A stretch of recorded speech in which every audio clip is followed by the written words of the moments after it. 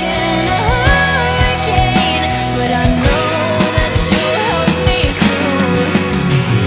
I hope I can give all that you need, and once again be your true love. Still learning to breathe, to trust and believe, and I want to come in from the cold, to come back home.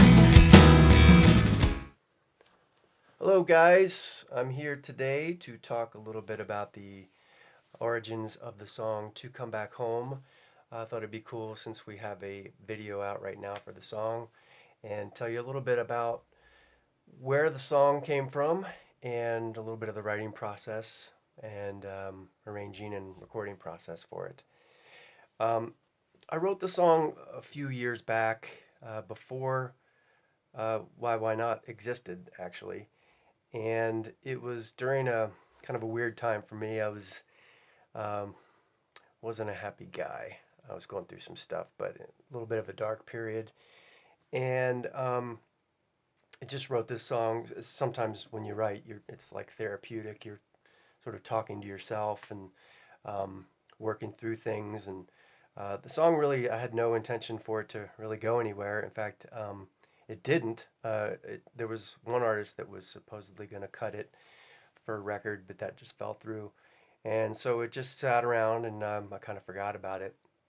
And then when I was writing more songs specifically for Why Not, um, I started thinking about this one and thinking about how it could be rearranged for the band and sort of presented within the framework of what we do with Why Not, as opposed to just a singer on a piano kind of thing. And it was written on piano, keyboard, and actually on the recording in the video you see I'm playing a Steinway grand piano, and that's actually my buddy Brett's studio where I recorded the piano that day. So that's actually me playing it for the recording that you hear, as well as the acoustic guitars. I cut those there at that studio of his in uh, Van Nuys. But anyway, so yeah, it started out on piano and just kind of started with drifting away, lost without a trace.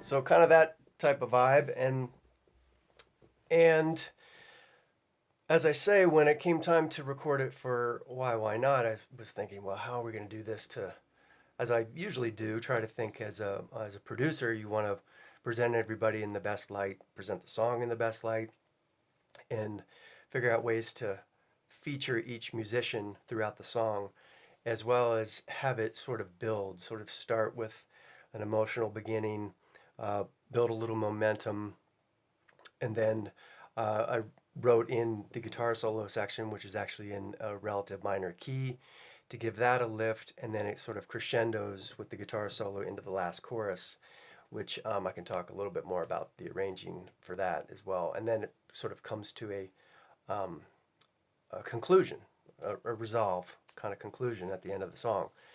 And so when you're arranging and producing music like that, you are trying to think of a lot of things at once. A producer's job is to think about the whole entire thing, the whole entire song, the best way to present the song, present the band, and then along the way, as I said, sort of feature each individual musician. I believe that uh, I moved it into the key for Rocky's voice at the time.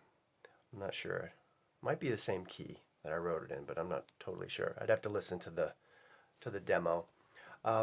So yeah, I'll go through some of the various parts in building the track, and we'll go through a couple of those items. Starting with the guitar breakdown after the first chorus. I wanted to have a little kind of interlude with that also introduced Tim for the first time in the song, and give it something that's a little different from the verse or the chorus, but its own little sort of musical element as a sort of break right before the second verse. So for the interlude after the first chorus, I came up with this guitar sequence, this arpeggiated chord progression.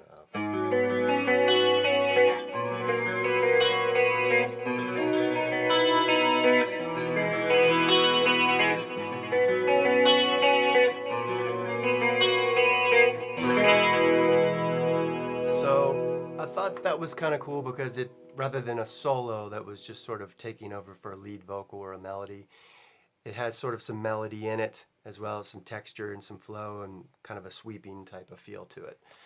So then I just needed to figure out what kind of bass part to introduce Tim would go up against that.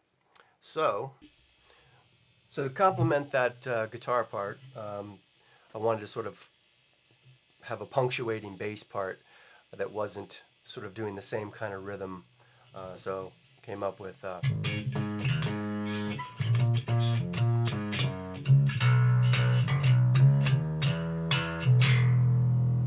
so that sort of just countered the rhythm of the other guitar. To come back home.